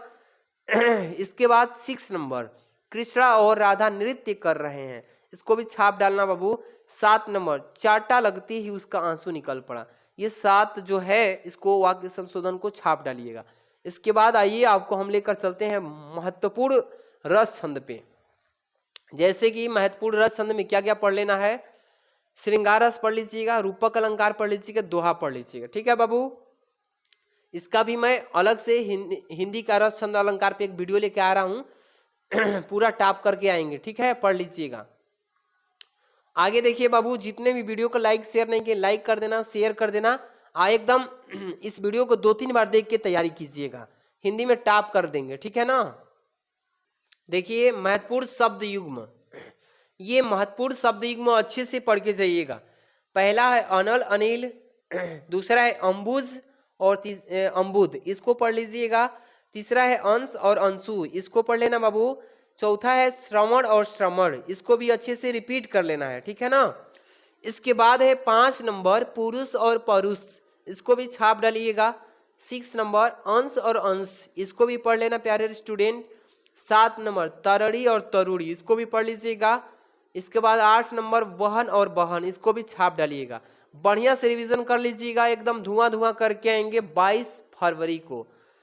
आगे देखिए महत्वपूर्ण शब्द अर्थ 16 है बताऊंगा, एकदम छाप के चले जाना। पहला है अर्क, क्या है अर्क? दूसरा है अंबर, तीसरा है अल्ली, चौथा है अक्षत, ठीक है। 5वां देखिए कनक है। इसके बाद 6 नंबर जनक है, 7 नंबर तीर है, 8 नंबर द्विज है। इसके बाद 9 नंबर को पढ़ लेना नग है, 10 नंबर देखिए नाग है, 11 नंबर देखिए पतंग है, इसके बाद 12 नंबर पयोधर है। क्या है बाबू? पयोधर है। इसके बाद देखिए 13 नंबर पे आ चुके हैं, यहाँ पे मित्र है, इसके बाद वर है, यहाँ पे देखिए विधि है, इसके बाद शिव। ये 16 ठे मैं बताया हूँ, 16 को छाप लीजिएगा, 2 नंबर यहाँ से पक्का। ठीक है, आगे बढ़ते हैं। एकदम महामैराथन लाया हूँ, आप लोग कहीं भटकना नहीं है, कहीं भी नहीं खोजना है। अब हिंदी की वीडियो, इसी वीडियो को बार बार पढ़ के तैयार कर लीजिए, 100 में 100 लाएंगे। महत्वपूर्ण अनेक शब्दों के लिए एक शब्द। पहला है बाबू अनुकरण करने वाला को क्या बोला जाता है। इसके बाद दूसरा है जिसका ज्ञान अत्यंत कम हो उसको क्या बोला जाए। तीसरा है वन में रहने वालों को क्या बोला जाता है। चौथा है ईश्वर में विश्वास रखने वालों को क्या बोला जाता है। ठीक है ना। इसके बाद 5 नंबर उच्च कुल में उत्पन्न हो उसको क्या बोला जाता है। इसके बाद 6 नंबर सत्य में जिसका दृढ़ विश्वास हो उसको क्या बोलते हैं। इसके बाद 7 नंबर पुरुष जिसका विवाह हुआ हो उसको क्या बोलते हैं। 8 नंबर देखिए जिसकी इच्छाएं बहुत ऊंची हो उसको क्या बोला जाता है। ये 8 को अच्छे से छाप लीजिएगा। आगे हम अब लेकर चलते हैं पत्र लेखन पे। ये 2 ही पत्र लेखन बताऊंगा, लेकिन एकदम धुआं धुआं कर देना है आपको। ठीक है, चलिए महत्वपूर्ण पत्र लेखन इसको पढ़ लीजिएगा। इसका मैं सोल्यूशन भी वीडियो दे दूंगा, डिस्क्रिप्शन में पढ़ लेना। केनरा बैंक या स्टेट बैंक, दोनों बैंक या कोई भी बैंक ले ले, नाम ले लेगा अगर बैंक का, कहेगा कि शाखा प्रबंधक को निजी उच्च शिक्षा अध्ययन के लिए शिक्षा ऋण हेतु हमें क्या कीजिए पत्र लिखिए, इसको पढ़ लेना। ठीक है ना। इसके बाद अपने गांव मोहल्ले की सफाई हेतु संबंधित अधिकारी को पत्र लिखिए। ये एकदम, ये कितने नंबर का था, 6 नंबर का ना, दोनों टॉप करेगा, एकदम पेपर में आएगा 100%। बढ़िया से इसको पढ़ लेना बाबू। ठीक है, तो इस वीडियो में मैंने पूरे क्वेश्चन का 100 में 100 की तैयारी की बात कर दिया हूँ। 100 में 100 तैयारी, एकदम बम्फर तैयारी कराया हूँ। इस वीडियो को 1 से 2-3 बार देख लीजिए, कम से कम पेपर देने से पहले 2-3 बार। इसको क्या करिएगा, इस वीडियो को शेयर कर लीजिए अपने व्हाट्सएप पे, अपने व्हाट्सएप पे शेयर कर लीजिए, अपने दोस्तों में शेयर करके बता दीजिएगा उसको भी। अब बार बार इसको देख लीजिए, पढ़ लीजिए, हिंदी में 100 में 100 पक्का हो जाएगा। वीडियो को अब जितने भी मैंने नोट्स दिया है टेलीग्राम पे आपको मिल जाएगा। कहाँ पे बाबू, टेलीग्राम पे। टेलीग्राम में आपको सर्च करना है, क्या सर्च करेंगे, DK sir, DK sir classes, DK sir classes पे आप जाएंगे और ज्वाइन हो जाएंगे। जो बच्चे नहीं जुड़े हैं वहां पे इसको भेज देंगे बाबू। लाइक कर देना, शेयर कर देना। मिलते हैं नेक्स्ट वीडियो में। Thanks for watching Babu.